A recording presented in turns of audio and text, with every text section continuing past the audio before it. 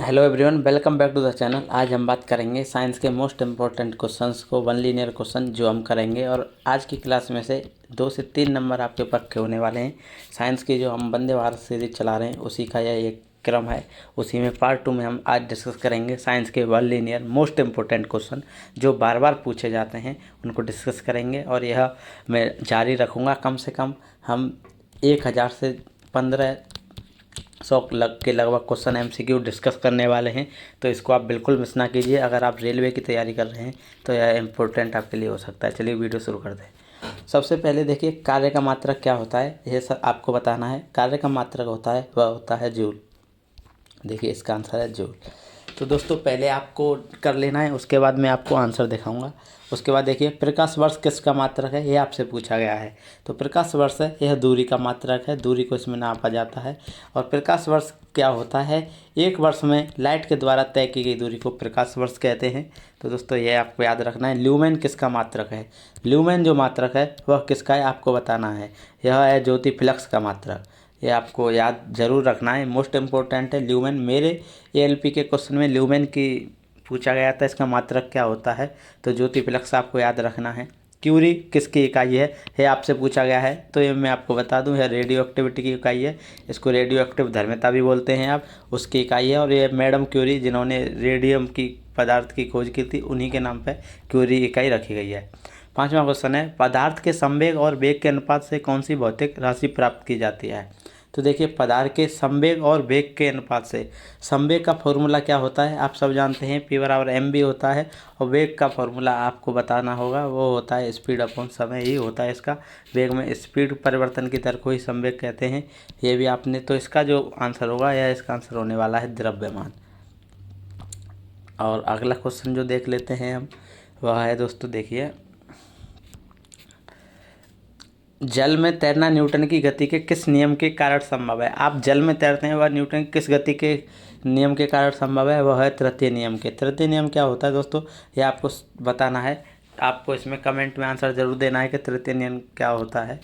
उसके बाद मैं आपको बताऊंगा। एक्शन टू रिएक्शन वो सब आप जानते हैं। उसके बाद मैं आपको बता दूं, रॉकेट की कार्यप्रणाली किस सिद्धांत पर कार्य करती है।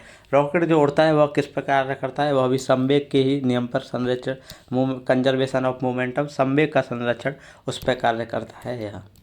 उसके बाद देखिए, अश्व यदि एकाएक चलना प्रारंभ कर दे तो अश्वरोही के गिरने की आशंका का कारण। अगर कोई भी देखिए, अश्व ना मान के बस कोई होती है, जो कोई भी बस होती है वह चलती है, और चलते चलते एकदम अगर बस रुकी हुई है, एकदम बस चलती है, तो आप गिरने लगते हैं। वह क्यों होता है, यह सब जानते हैं। लॉ ऑफ इनर्शिया जिसको बोलते हैं, गुरुत्व इनर्शिया बोलते हैं इसको। हिंदी में इसको क्या बोलते हैं ये मुझे नहीं थोड़ा पता है।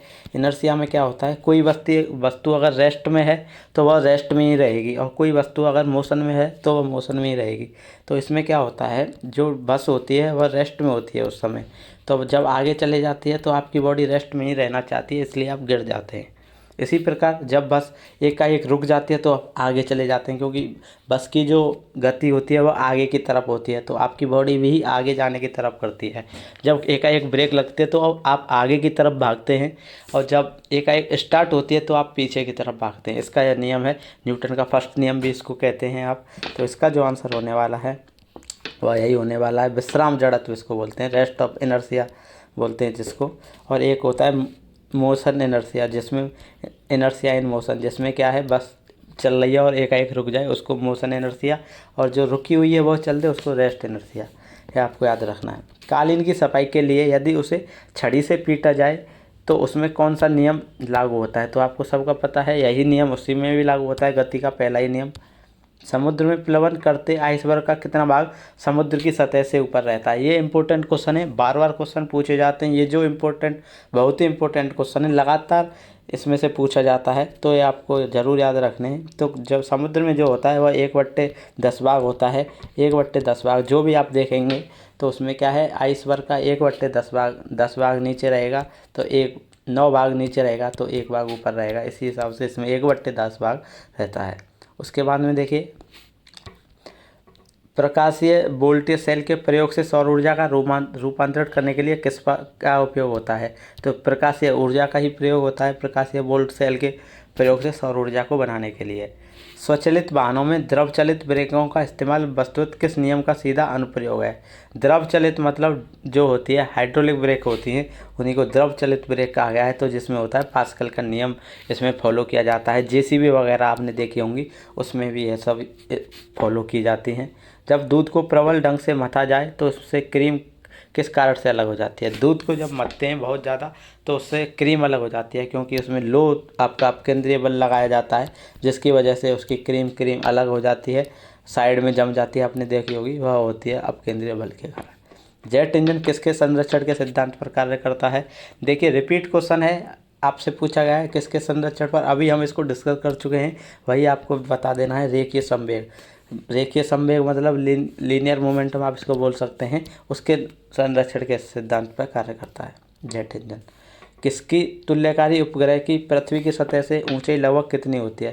तुल्यकारी उपग्रह होते हैं जो कि स्टेशनरी जो सैटेलाइट होती हैं, उनकी जो होती है लगभग 36,000 किलोमीटर के लगभग उनकी दूरी होती है पृथ्वी की सतह से। पृथ्वी के गुरुत्वाकर्षण का कितना भाग चंद्रमा के गुरुत्वाकर्षण के सबसे नज़दीक है? तो इसमें दोस्तों 1/6 होता है। इसका क्या है, देखिए अगर आपका पृथ्वी पे भाग 60 वेट है, अगर आपका पृथ्वी पे, तो 1/6 हो जाएगा। आप अगर चंद्रमा पे जाएंगे तो आपका 10 किलो वजन रहेगा चंद्रमा पे। कोई भी वस्तु होगी जिस 120 किलो की वस्तु है, उसको चंद्रमा पे लेके जाएंगे तो वह 20 किलो की ही रह जाएगी। तो इसलिए उसका, क्योंकि ग्रेविटेशनल बहुत कम होता है फील्ड, उसकी वजह से। और देखिए अगला क्वेश्चन देखते हैं। वर्षा की बूंद का आकार गोलाकार किस कारण से होता है? मोस्ट इम्पोर्टेंट क्वेश्चन है, और आप सब जानते हैं सरफेस टेंशन जो आपने पढ़ा होगा, पृष्ठ तनाव इसको कहते हैं, उसके कारण होता है। कपूर के छोटे छोटे टुकड़े जल की सतह पर क्यों नाचते हैं? कपूर अगर आप कभी पानी में डालेंगे तो देखेंगे वह छोटे छोटे टुकड़े जल पर नाचते रहते हैं। वह क्यों नाचते हैं? वह भी सरफेस टेंशन के कारण ही नाचते हैं। अब अगला क्वेश्चन देखते हैं। पानी में लोहे की सुई डूब जाती है लेकिन जहाज तैरता है, यह किस सिद्धांत पर है? ये आपके मन में भी सवाल आता होगा। तो आर्किमिडीज का प्रिंसिपल है, उस पर यह आधारित है। आर्किमिडीज का सिद्धांत है, उस पर यह आधारित है, जो कि सुई डूब जाती है लेकिन जहाज तैरता रहता है। आर्किमिडीज का नियम किससे संबंधित है? ये भी आपको पता होगा, प्लवन का नियम और आर्किमिडीज का जो सिद्धांत है उसी से संबंधित है। इसको आपको जरूर याद रखना है।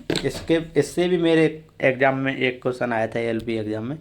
गुरुत्वाकर्षण के सार्वभौमिक नियम का प्रतिपादन किसने किया था?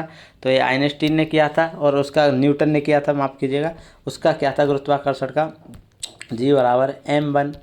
उसका गुरुत्वाकर्षण का जो नियम था F बराबर वो था G capital M1 M2 upon R²।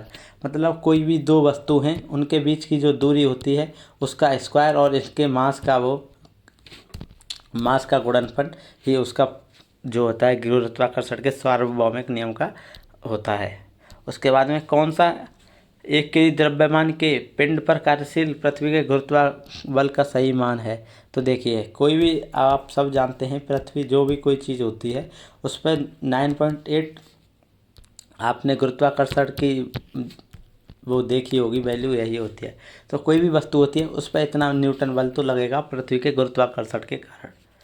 इसका यही आंसर है। उसके बाद में देखिए एक हॉर्स पावर कितने वाट के बराबर होता है? सब आप जानते हैं 746 वाट होता है। उसके बाद लोहे की सुई पानी की सतह पर किस कारण तैरती है? तो इसका दोस्तों जो आंसर है वह इसका भी पृष्ठ तनाव के कारण ही है, जो कि लोहे की सुई पानी की सतह पर कुछ देर के लिए तैरती है। एक गेंद को क्षैतिज से कितने कोण पर फेंके कि यह अधिकतम क्षैतिज दूरी को प्राप्त कर सके? तो दोस्तों यह भी इम्पोर्टेंट क्वेश्चन है। ये मान लीजिए धरती है, आप यहाँ से कोई भी वस्तु को फेंकेंगे तो कितनी दूरी पर फेंकें जिससे कि मैक्सिमम दूरी प्राप्त कर सके? तो जो कोण होता है वह होता है 45 डिग्री। अगर आप कोई भी वस्तु को 45 डिग्री का कोण बना के फेंकेंगे तो वह मैक्सिमम दूरी पर जाएगा। इसी पर आप सब जानते हैं जो भाला फेंक प्रतियोगिता होती है, एथलीट भी वही कोशिश करते हैं कि 45 डिग्री के एंगल पर उस किसी भाले को फेंका जाए जिससे ज़्यादा से ज़्यादा दूरी पर जाए। उसके बाद में अगला क्वेश्चन देखते हैं। किसने न्यूटन के से पूर्व ही बता दिया था कि सभी वस्तुएं पृथ्वी की ओर गुरुत्वाकर्षण होती हैं? तो ये दोस्तों भारत के बहुत महान पूर्व में वैज्ञानिक रहे थे ब्रह्मगुप्त, जिन्होंने शास्त्रों में बता दिया था कि न्यूटन से पहले ही बता दिया था कि पृथ्वी के चारों ओर कुछ जो ग्रह हैं वह चक्कर लगाते हैं आपस में। ब्रह्मगुप्त इनका नाम था, आपको अब याद रखना है।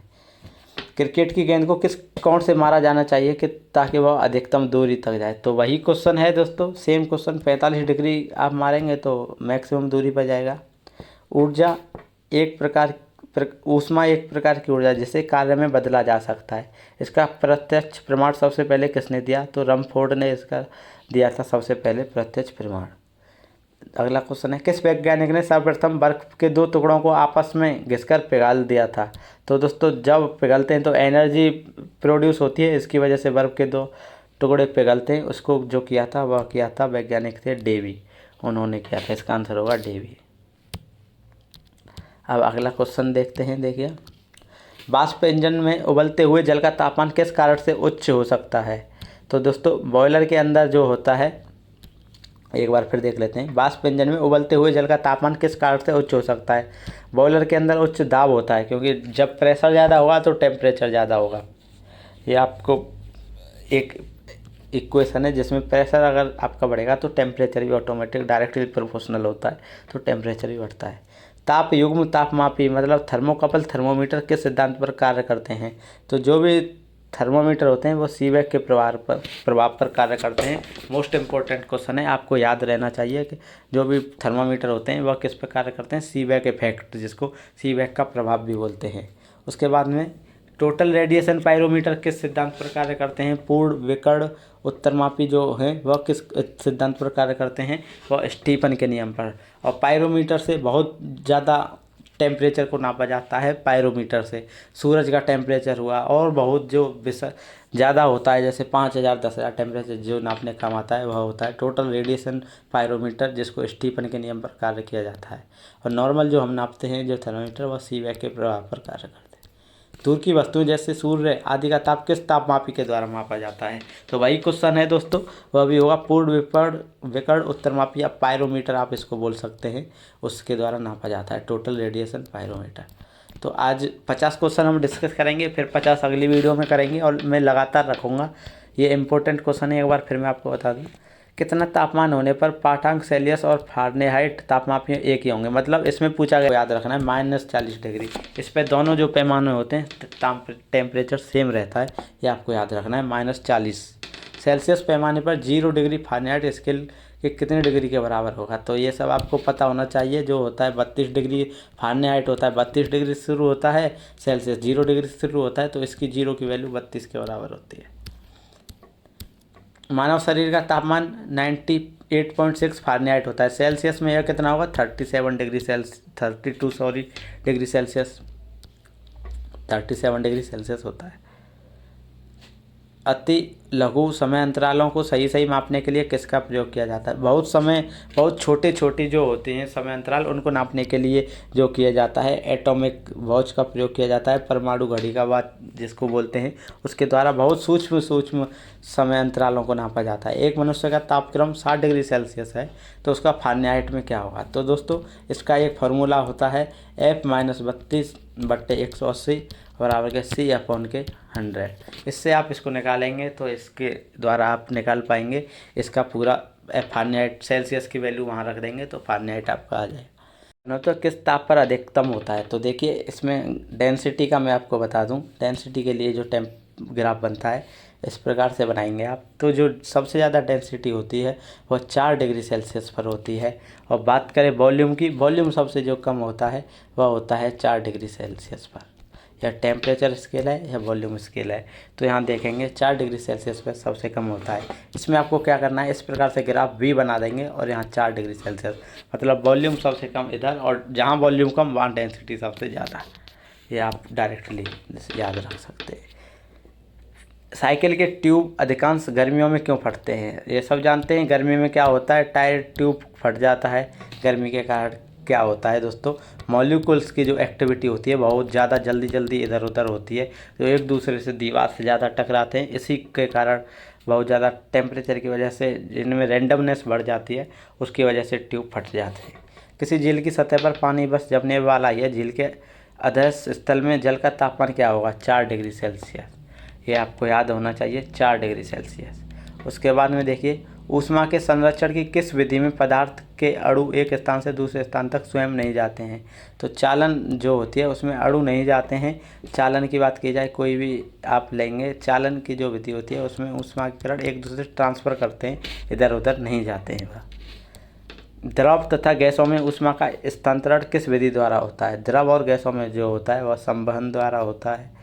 सूर्य की ऊष्मा पृथ्वी पर किस प्रकार के माध्यम से आती है? तो वह विकिरण, मतलब किरण आप जानते हैं, विकिरण आप इससे याद रख सकते हैं। विकिरण के माध्यम से सूर्य की ऊष्मा पृथ्वी तक आती है। तो दोस्तों आज की वीडियो में इतना ही। बाकी के जो बहुत सारे क्वेश्चन है वह हम डिस्कस करेंगे। बहुत सारे क्वेश्चन हैं जो कि मोस्ट इंपॉर्टेंट क्वेश्चन है। आपको क्या करना है, इनको लिखना है, याद करना है, और PDF भी मैं आपको शेयर कर दूँगा। तो आज की वीडियो में बस इतना ही। As always God bless you all. पढ़ते रहिए।